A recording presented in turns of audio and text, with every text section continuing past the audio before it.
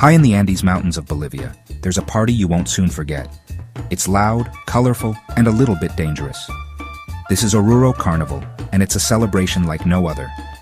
For 2 weeks, the city explodes with music, dancing, and ancient rituals. Oruro Carnival is a mix of indigenous beliefs and Catholic traditions. It's a story of good versus evil played out on the streets. Imagine thousands of dancers in elaborate costumes moving to the rhythm of drums and brass bands. It's a powerful and emotional experience. Now, I've seen a lot of festivals in my travels, but Oruro is different. It's raw, it's authentic, and it stays with you long after the last firework fades. Come along, and I'll show you why this Bolivian fiesta is a feast for the senses and the soul. Every good party has a good story. Oruro Carnival is no different. Legend has it that the festival began centuries ago with a beautiful princess named Ñusta. She fell in love with a god disguised as a llama herder. Their love was forbidden, and tragedy struck. The heartbroken Ñusta died, and her people were left to mourn. But from her death, a miracle occurred. A spring of life-giving water erupted from the ground. This miracle, they say, is the origin of the carnival. It's a reminder that even in darkness, there is hope. And that's something worth celebrating. The legend of Ñusta is just one of many tales surrounding the festival. It shows how deeply rooted Oruro Carnival is in the history and beliefs of the people. Oruro Carnival wasn't always about dancing and music. It began as a form of resistance during Spanish colonial rule in the 18th century. The indigenous people, forbidden from practicing their own religions, cleverly disguised their rituals as Catholic celebrations. They incorporated their traditional dances, music, and costumes, creating a unique blend of cultures. The Spanish authorities, none the wiser, allowed the festivities to continue. This act of cultural defiance is still celebrated today. It's a testament to the resilience and creativity of the Bolivian people. Oruro Carnival is a living reminder of their history and a celebration of their freedom. At the heart of Oruro Carnival is a deep devotion to the Virgin of Socavon, the patron saint of miners.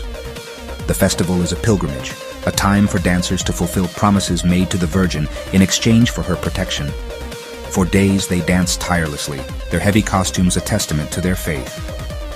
The highlight of the carnival is the entrance into the sanctuary of Socavon, where dancers pay homage to the Virgin. It's a powerful display of faith and devotion, one that transcends religion and culture. To witness it is to understand the true meaning of Oruro Carnival. It's not just a party, it's a spiritual journey.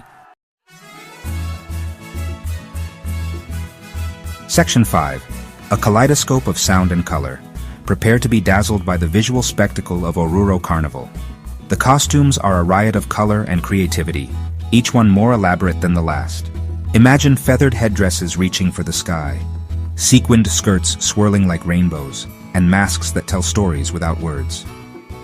Each costume represents a different character or element of Bolivian folklore, from devils and demons to animals and mythical creatures. The craftsmanship is incredible, with every detail painstakingly handmade. But it's not just the costumes that are mesmerizing.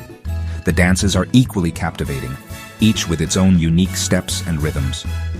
From the graceful movements of the Morenada to the energetic jumps of the Diablada, every dance tells a story.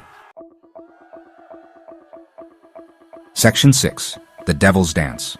More than meets the eye. One of the most iconic dances of Oruro Carnival is the Diablada, or Devil's Dance. Don't let the name fool you, though. While the dancers may be dressed as devils, their dance is a celebration of good over evil. The Diablada depicts the battle between the Archangel Michael and Lucifer, with the forces of good ultimately triumphing. It's a powerful allegory that resonates with people from all walks of life. The dance is a whirlwind of movement, with dancers stomping their feet, shaking their rattles, and twirling their capes. It's a sight to behold, a true spectacle of Bolivian culture. Section 7. The Heart of Oruro. A city transformed. During Carnival, the entire city of Oruro transforms into a giant stage. The streets are alive with music, dancing, and the aroma of traditional food.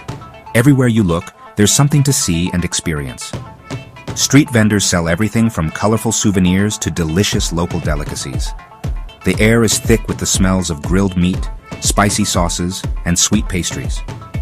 But the real heart of the festival lies in the faces of the people. Their joy, their pride, and their infectious energy are contagious.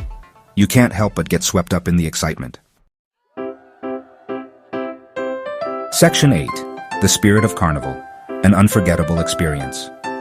To truly understand Oruro Carnival, you have to experience it for yourself. It's a sensory overload, a whirlwind of sights, sounds, and emotions.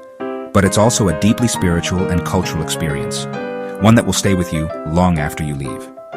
You'll find yourself dancing alongside strangers, sharing food with locals, and marveling at the creativity and artistry on display. It's a reminder that despite our differences, we are all connected through our shared humanity.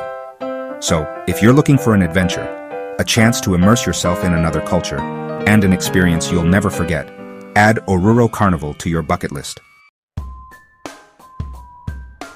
Section 9. Oruro, a legacy of faith, tradition, and joy. Oruro Carnival is more than just a festival. It's a living testament to the power of faith, the beauty of tradition, and the enduring spirit of the Bolivian people. It's a celebration of life, of culture, and of the human experience. If you ever get the chance to go, you won't regret it.